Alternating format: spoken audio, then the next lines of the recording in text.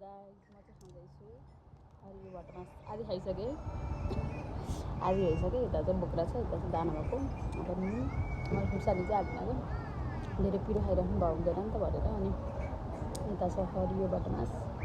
यता छ बोक्रा अनि त्यसपछि मलाई यसरी खाना चाहिँ मेरो बुबाले सिकाउनु भएको क्या कस्तो मिठो हुँदो रहेछ नि त यसरी खाँदा ट्याक्क नुन छोप्यो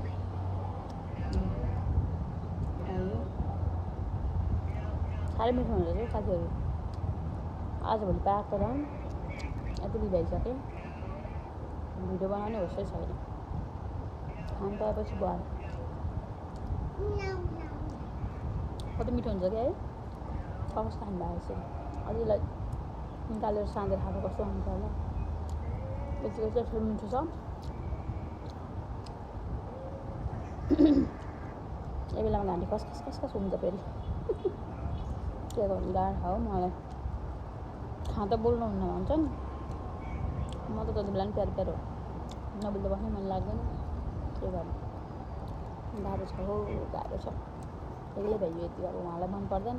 के गर्नु यस्तो छ हौ साथीहरू।